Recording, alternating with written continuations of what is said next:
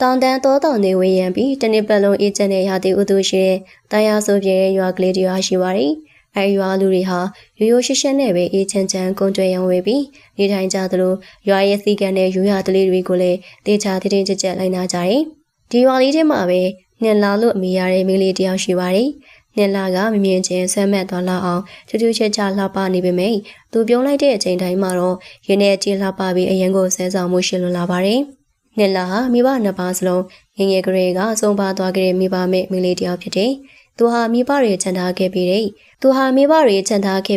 ။အိုဟောင်းနေတဲ့တဲအိမ်ဦးလေးထဲမှာပဲအရင်ကိုဆင်းရဲဒုက္ခရောက်ပြီးပြင်ပဆင်းရဲစွာနဲ့နေထိုင်ခဲ့ရတယ်။ဒါပေမဲ့လည်းနှင်လာဟာဘဝကိုအရှုံးမပေးခဲ့ပါဘူး။သူဟာအရင်ကိုဝိရိယရှိပြီးကြိုးစားအထောက်အကူဖြစ်တဲ့အတွက်သူ့ကိုယ်သူအဆင်ပြေပြေရည်တည်နိုင်ဖို့ရုန်းကန်ပြီးအလုံးမှန်တယ်များအကုန်လုပ်ခဲ့ပါတယ်။ထမင်းချဟင်းချက်တာစားတောက်ဖို့အတွက်ဟင်းသီးဟင်းရွက်စိုက်ပျိုးတာတရိษံအသေးမွားတွေမွေးမြူတာ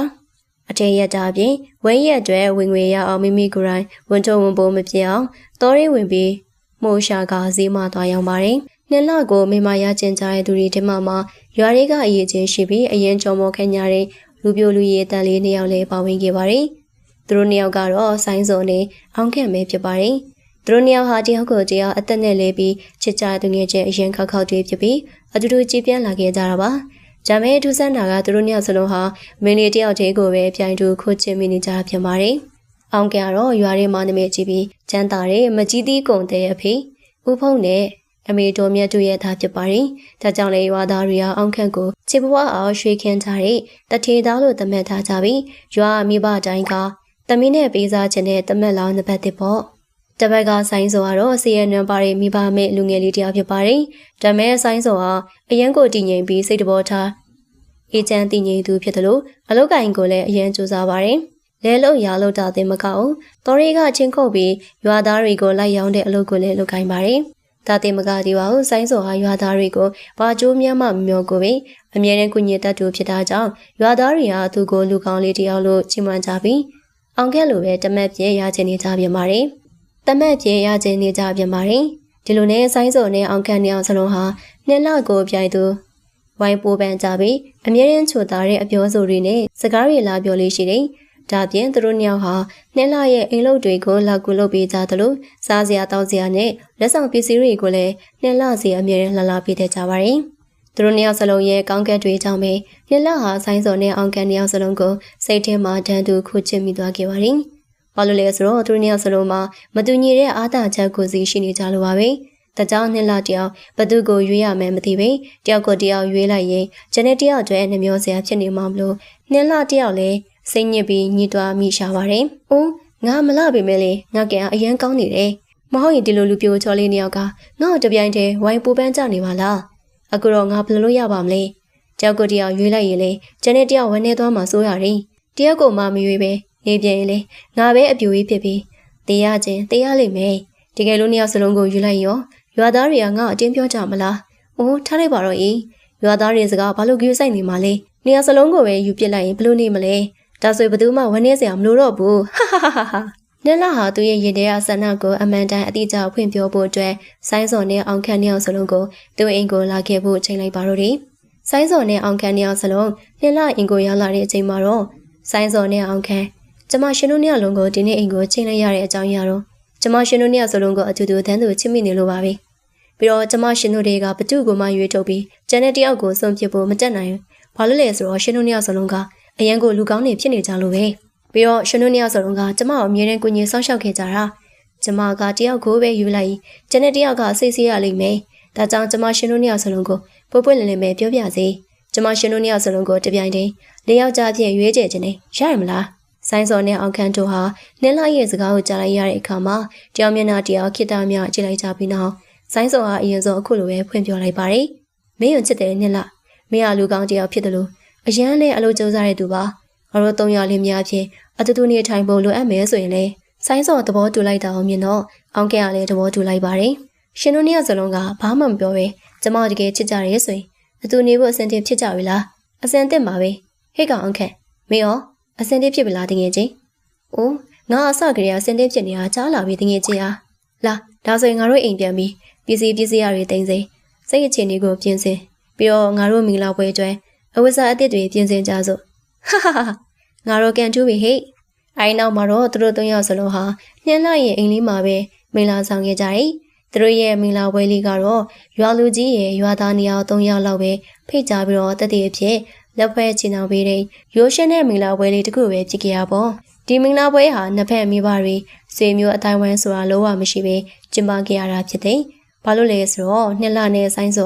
ာမိဘမေတွေဖြစ်လို့ဆွေမျိုးမရှိကြသလိုတပည့်ကအန်ကယ်ရဲ့မိဘနှစ်ပါးလည်းသူတို့သားဖြစ်သူဟာဘာနိုင်ကမှမရှိတဲ့မိဘမေနှစ်လနဲ့အိမ်အောင်ပြူတာကိုအရင်ကမကြင်မနဲ့ဖြစ်နေကြလို့ပါ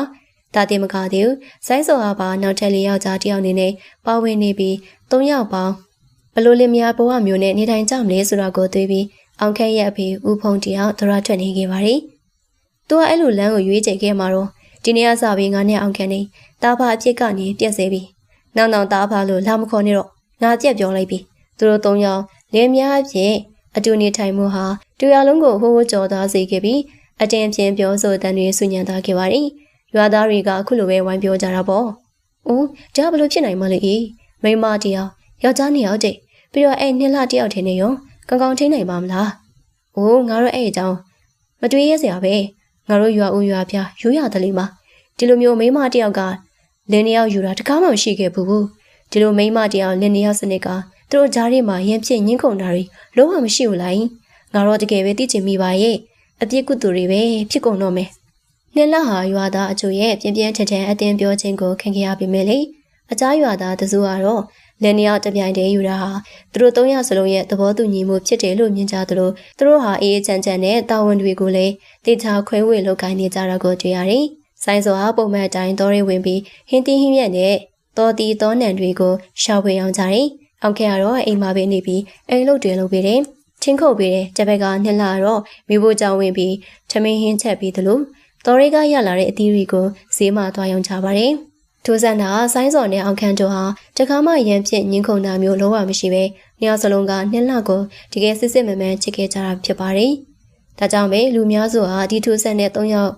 အိမ်တောင်စုဟာရွာတာမဲမိသားစုတွေတထောင်ပူပြီးပျော်ရွှင်စရာကောင်းနေရလို့စတင်တွေးမိလာကြတယ်။အေးပါငါလည်းဒီလူများ၃ယောက်အတူတူနေရပဲမြင်ဘူးတယ်။တခါမှရန်ဖြစ်တာမတွေ့ရဘူး။အချင်းချင်းလည်းအရန်ချစ်ခင်စီလုံးကြတယ်။ငါတို့ရွာတလေးမှာဒီလိုမျိုးတခါမှမရှိခဲ့ဘူးပဲမေအခုတော့ဖြစ်ပြနေပြီလေဒါကြောင့်ပြောတာပေါ့အချိန်ခါပြောင်းလဲလာရင်လူတွေလည်းပြောင်းလဲသွားတာပဲရွှေရိုးစဲစီကန်းတွေကိုကြည့်ပြီးအရင်ကလိုလိုက်နာလေလို့များတော့ဘူးရွာတွေကလူတိုင်းကဒီလိုအကောင်းမြင်စိတ်ရှိကြတာတော့မဟုတ်ပါဘူးရွာသားအများစုဟာဒီလင်မယား၃ယောက်ရဲ့လုပ်ရက်ကိုရှုတ်ချကြပြီး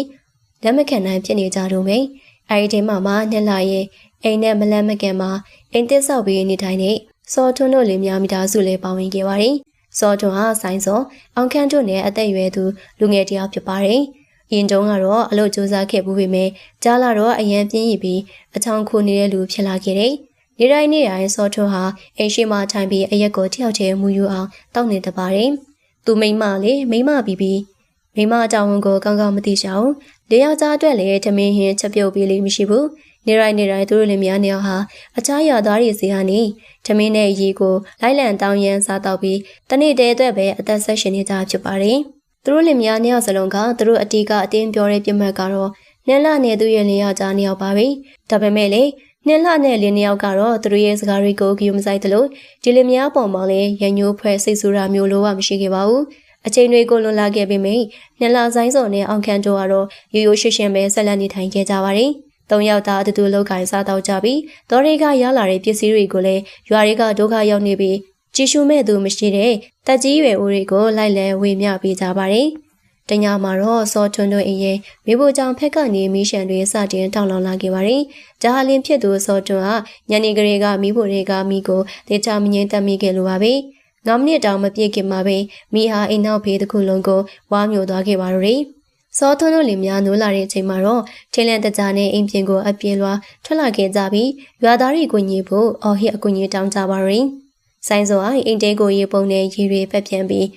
ငိမ့်သက်သလိုအောင်ကဲကတော့ဆောင်ကိုရေစိမ့်ပြီးမိတောက်တွေကိုလိုက်လံရိုက်တက်ခဲ့ပါတယ်မိမဖြစ်သူနှစ်လတော့ရွာတွေကိုပတ်ပြေးပြီးရွာသားတွေကိုကူညီဖို့လိုက်လံနှိုးဆော်ပေးခဲ့ပါတယ်